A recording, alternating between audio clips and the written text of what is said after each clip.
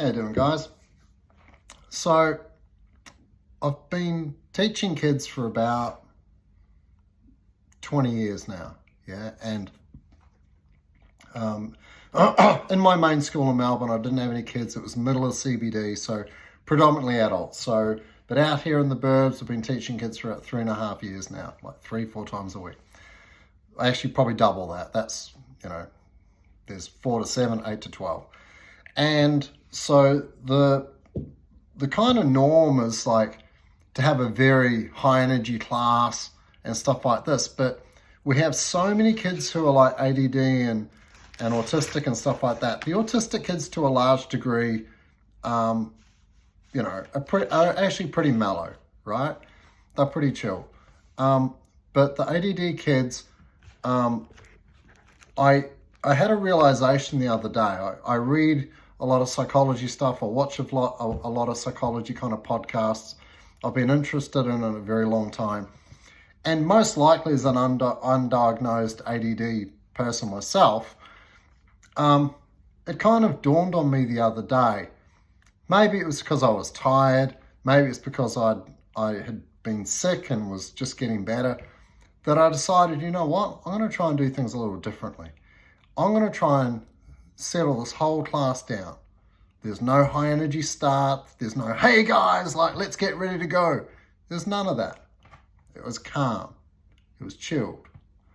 And so what I decided to do was to do an undulating rhythm throughout the class. So start very mellow. The kids have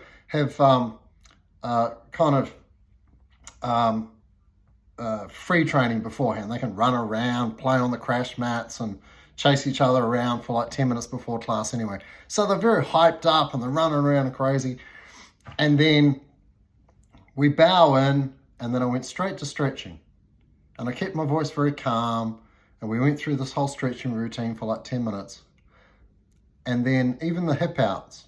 Okay, guys, we're going to go down and do this. And I deliberately kept a very mellow tone, and then eventually when we got to some fighting where they were fighting myself and things like that, then they could go back up again. And then we'd mellow it out, bring them all down, chill out, and then we played some games at the end.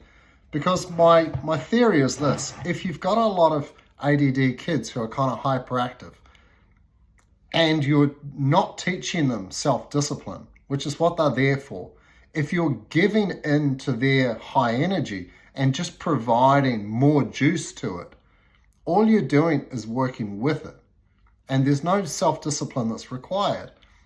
The self-discipline that's required is to be able to go up and then to be able to come down and stay down and then go back up. And that's called control. So having done this for like the last week and seen really positive results from it, then I think we're going to do more of it. Definitely until I see something change that prompts me to want to do otherwise. But it seems to be really, really good. Like, none of the ADD kids were a problem this week. Usually, like, I'm having to tell them off a little bit and tell them like this and this, whatever, naughty chair kind of stuff. There was none of that, and it could have been because we had slightly quieter classes, because a lot of people have been away sick, but still we had enough of the hyperactive kids that, they would still normally be a problem, but they weren't. And so I thought I would share this with you, because if you're a coach and you have a kids program and you have something similar, it might be worth trying. It's definitely worked the last week or so at my place.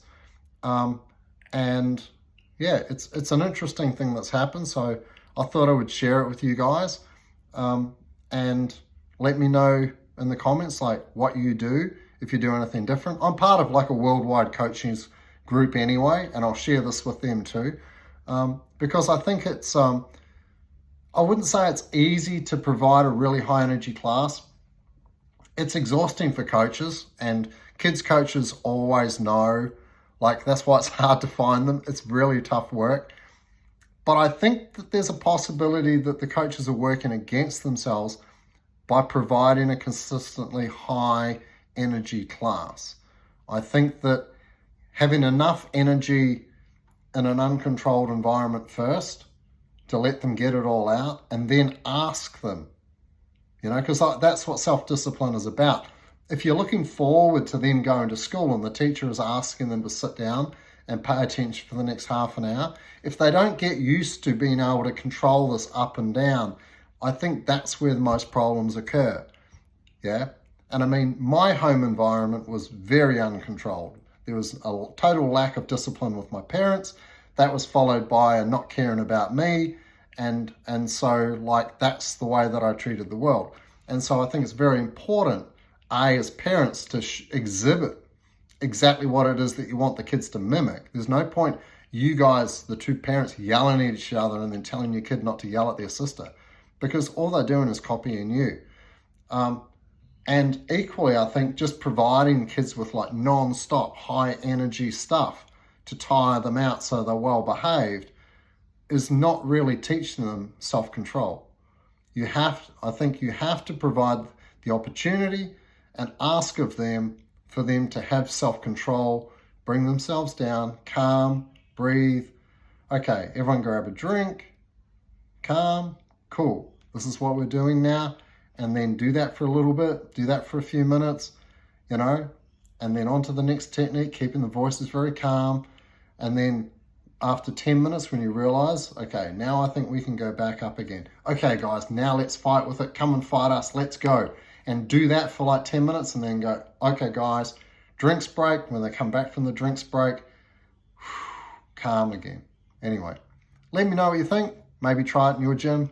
Yeah, it's fascinating. See you guys. Bye.